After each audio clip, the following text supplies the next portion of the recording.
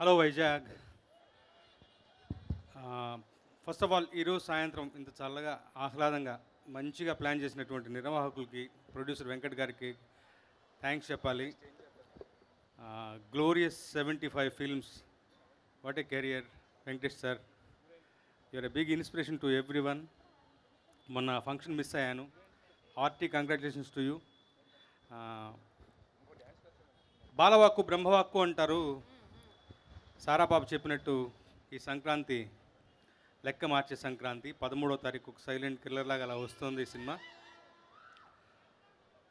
Action చేసే హీరోలు ఉంటారు, సెంటిమెంట్ బాగా చేయగలిగిన హీరోలు ఉంటారు. బట్ ఈ రెండు కలిపి చేయాలి అంటే కొంతమంది మాత్రమే ఉంటారు. అలాంటి వాళ్ళలో ముందు వరుసలో ఉండేవాళ్ళు మా వెంకటేష్ గారు. తగినట్టుగా ప్యాషనెట్ ఫిల్మ్ మేకర్ శైలేష్, చదువుకున్నవాడు, చాలా సెన్సిబుల్, మ్యూజిక్ పట్ల ప్రతి ఒక్క క్రాఫ్ట్ పట్ల మంచి నాలెడ్జ్ ఉన్నది. తన ఒక అందమైన ఊహకు ఇలాంటి రూపకల్పన, passionate producer my dearest friend Venkat Boinapalli garu, ఆయన సహకారంతో మంచి సినిమా రూపుదిద్దుకుంది. నిజంగా కొన్ని సినిమాలకి పాటలు రాయటం మనకు రాసిపెట్టి ఉండాలి. నా అదృష్టం ఇందులో 2 మంచి పాటలు రాయగలిగాను. బుజ్జి కొండవే నా చాలా ఫేవరెట్ పాట. మంచి ఏమంటాం సాహిత్య విలువలతో కూడినటువంటి మంచి, అందరూ కంటతడి పెడతారు ఈ సినిమాలో ఆ పాట వింటూ. దానికి అనుబంధంగా 2 బిట్ సాంగ్స్ కూడా రాశాను క్లైమాక్స్లో. అది ఒక సర్ప్రైజింగ్గా ఉంటుంది మీకు అందరికీ.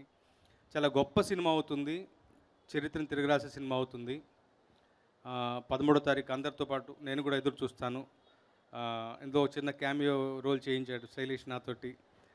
అది కూడా ఒక నాకు సంతోషాన్ని ఇచ్చే విషయం. సంతోష్ నారాయణ్ ముఖ్యంగా మంచి మ్యూజిక్ కంపోజర్, అయినా చాలా సోల్ఫుల్గా ఇచ్చేశారు.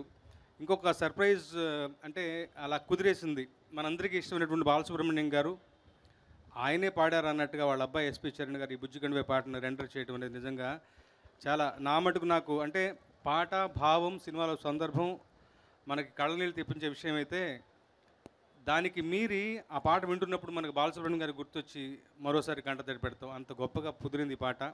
ఆ పాట పాడినందుకు చరణ్ గారికి కూడా ప్రత్యేకంగా సభాముఖంగా కృతజ్ఞతలు. Once again all the very best to Saindhav. మీ అందరితో పాటు నేను కూడా 13వ తారీఖు కోసం ఎదురు చూస్తాను. మా వెంకట్ గారికి మంచి లాభాలు సంపాదించి పెట్టే సినిమా అవ్వాలి. అండ్ ముఖ్యంగా శైలేష్ గురించి, ఈ 4 సినిమాలైనా కానీ శైలేష్లో తన ఈ 4 సినిమాల ద్వారా తను మనకి చూపించింది, ప్రదర్శించింది చాలా తక్కువ, టిప్ ఆఫ్ ఎన్ ఐస్బర్గ్. అతని నుంచి భవిష్యత్తులో మరిన్ని మంచి సినిమాలు, మంచి సెన్సిబుల్ మూవీస్ రాబోతున్నాయి. అతని మీద నాకు అంత నమ్మకం, అంత ఇష్టం, ప్రేమ, అభిమానం.